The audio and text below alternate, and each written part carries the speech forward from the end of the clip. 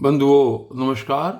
और कल की वीडियो में आपने जो पिछला अध्याय था उसके नीचे लिखी हुई टिप्पणियां सुनी थी, जिसमें बताया गया था कि अगर कोई मन से आंशिक रूप से भी अगर भगवान का नाम ले लेता है, नारायण नाम अगर कोई गलती से भी कह देता है, तो उसे भी वैकुंठ की प्राप्ति हो जाती है।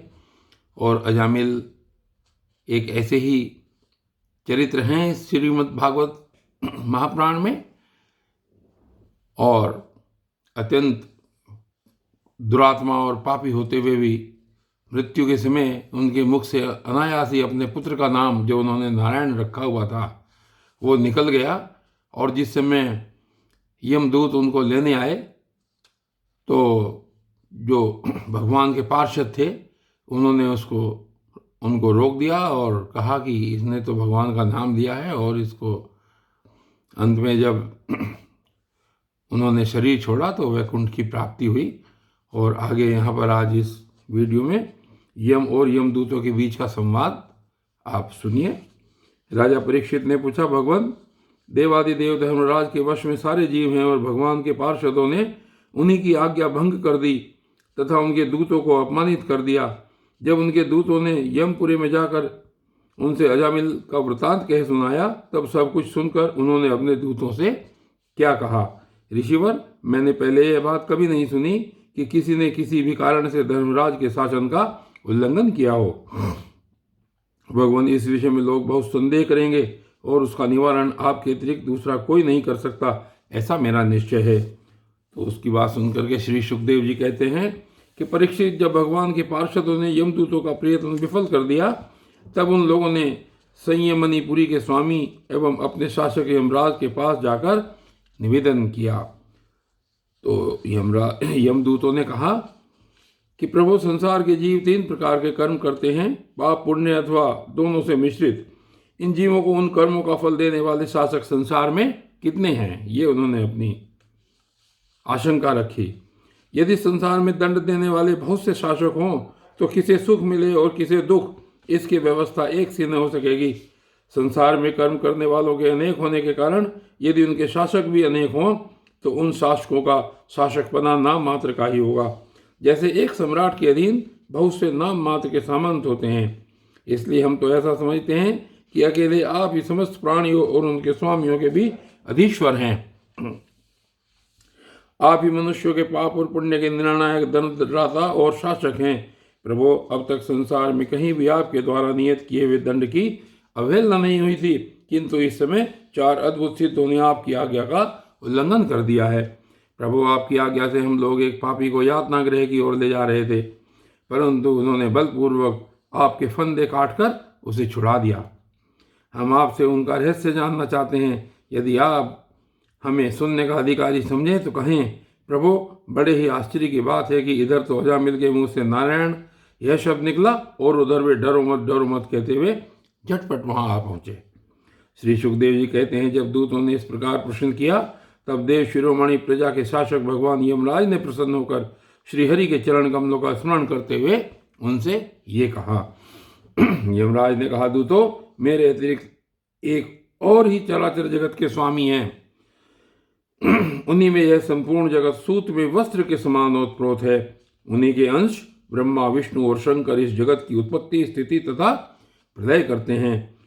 उन्हीं ने इस सारे जगत को नथे हुए बैल के समान अपने अधीन कर रखा है। मेरे प्यारे दूतों, जैसे किसान अपने बैलों को पहले छोटी छोटी रस्सियों में बांधकर फिर उन रस्सियों को एक बड़ी आड़ी रस्सी में बांध देते हैं, वैसे ही जगदीश्वर भगवान ने भी ब्राह्मण आदि वर्ण और ब्रह्मचर्य आदि आश्रम रूप छोटी छोटी नाम की रस्सियों में बांधकर फिर सब नामों को वेदवाणी रूप बड़ी रस्सी में बांध रखा है।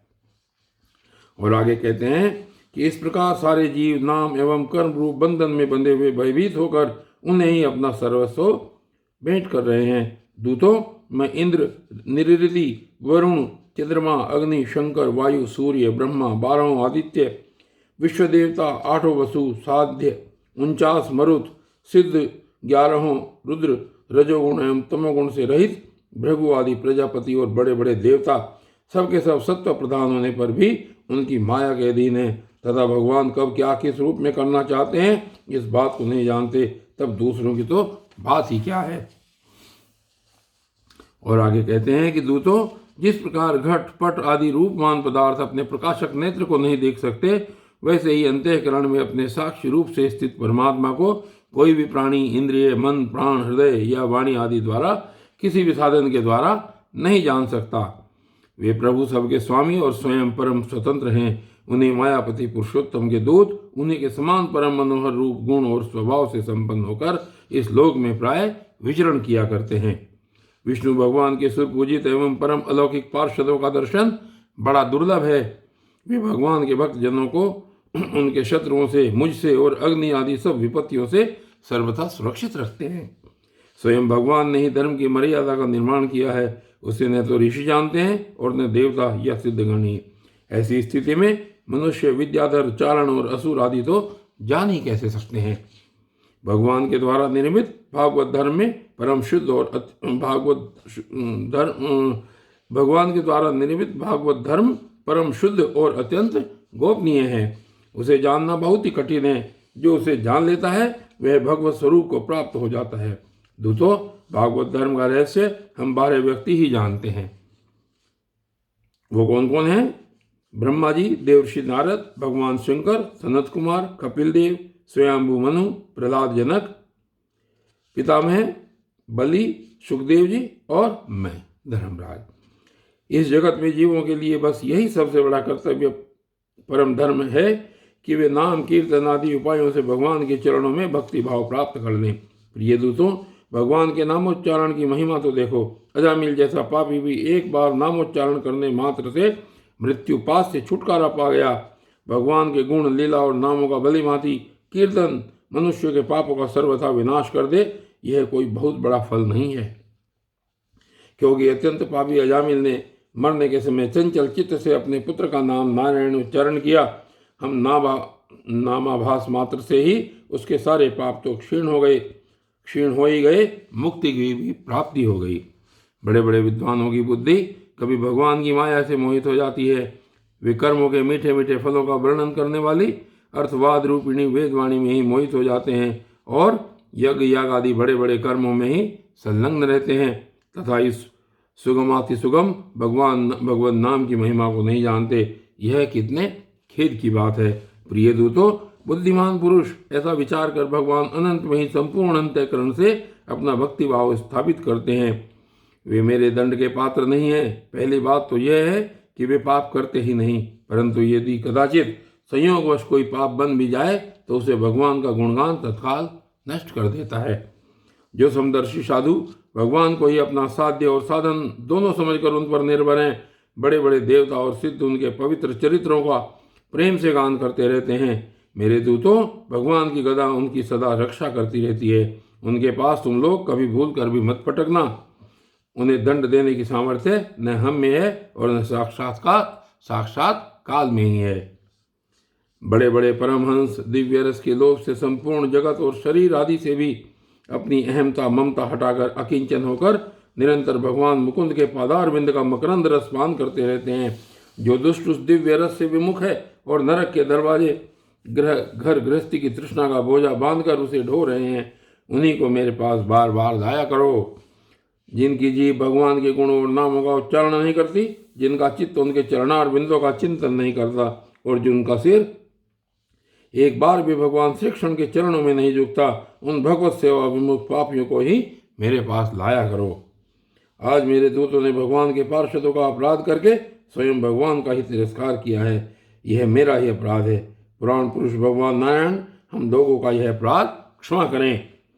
हम अज्ञानी होने पर भी हैं उनके निजन और उनकी आज्ञा पाने के लिए अंजलि बांधकर सदा उत्सुक रहते हैं।